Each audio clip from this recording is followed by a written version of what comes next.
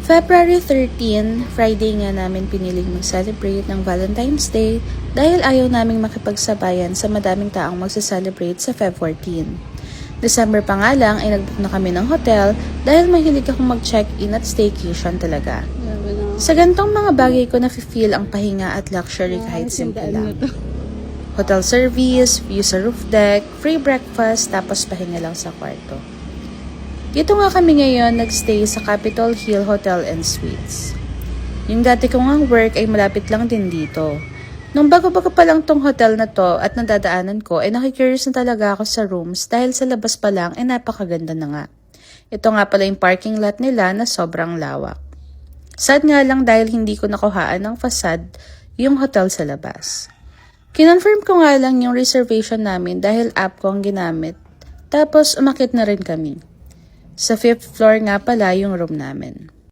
Nakakatuwa nga dahil dati nung bata pa lang ako, pangarap ko lang yung mga ganitong bagay. Mag-staycation sa condo, mag-check-in sa hotel, at ngayon nga masasabi ko na alam ko sa sarili kong anytime na gusto kong magpahinga, kaya ko nang gawin yung mga bagay na to.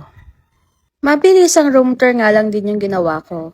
Ito yung banyo nila na super luwang, complete toiletries na nga rin, plus shower towel and hair towel.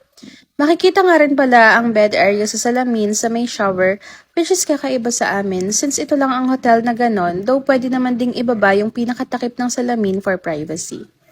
May full body mirror nga rin paglabas ng shower room, then may patungan nga rin ng gamit kung saan naman namin pinatong yung mga helmets and bag namin.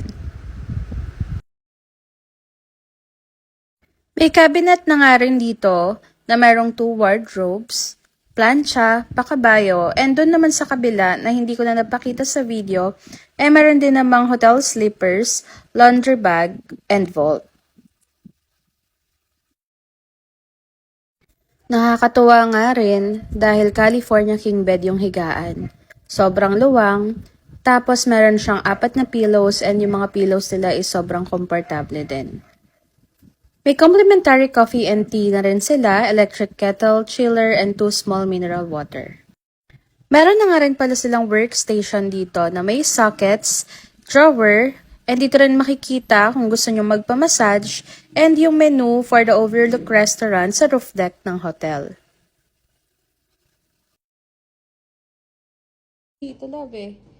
Ito yung maganda dito. Meron siyang table. Tingnan mo. May table siya. Pwede itong lagay dyan. Tapos pag nagpa-deliver dyan, kakain. Sa ibang hotel kasi wala namang ganyan. Tapos, maksan mo. Pakita mo yung parking. Yung parking nga na tinitingnan namin dito is dito kami pinalipat. As per the hotel personnel kasi, dito daw nagpa-park yung mga motor. Nag-chill at nanood nga lang kami ng konti para na rin magpahinga kasi galing din kami sa work. And at the same time, hindi kasi namin alam kung saan talaga kami kakain. Nung nakapag-decide na nga kami kung saan kami kakain, agad-agad na rin kaming umalis. Siguro nasa around past 4 pa lang nung oras na to. Gusto lang namin mag-early dinner, tapos mamayang gabi na lang kami aakyat sa roof deck para mag-chill kapag may live band na. Kayo rin ba, yung kapag may mga special occasions or events tapos gusto nyong i-celebrate, is hirap mag-decide kung saan kakain? Siguro, dahil na rin mas afford na natin yung mga pagkain dati, gustong-gusto nating matikman, natitikman na rin natin yung mga yon kahit wala namang special occasion. Sa totoo lang, nung nag-uusap kami kanina kung anong kinikrave namin, wala talaga kaming maisip. Parang mas pet ko pa nga talaga ang silog, pero syempre dahil Valentine's nga, gusto ko naman din na mag-try kami ng ibang resto. Dito nga namin naisipan na magpunta na lang sa may Day One Restaurant and Bar sa may Clark West Aeropark. Natikman ko na kasi dito nung nagkaroon kami ng admin dinner, so gusto ko rin patikim kay Jowa. Sobrang cute nga rin nila mag-plate ng food dito. Simple lang din yung order namin, which is tig-isang kimchi rice with tonkatsu and egg, buffalo wings, tapos nag-order siya ng Biscoff Latte Frap. Meron din silang mga pasta and appetizers at iba pang mga drinks sa menu. However, nung natikman ko kasi tong kimchi rice na to, alam kong babalikan ko siya ulit. Busog na busog nga rin kami after nito kasi yung serving nila is madami. First time ko nga lang din pala umorder ng buffalo wings sa kanila and it did not disappoint. Even yung Biscoff latte frap nila nung tinikman ko is hindi rin ganun katamis. Nung gabi nga nag-chill na lang kami dito sa Overlook Restaurant and Bar dito sa taas ng Capitol Hill. Ang initial plan nga namin talaga is mag-order lang ng cocktail, juice or beer para nauwi kami sa pag-order ng dessert.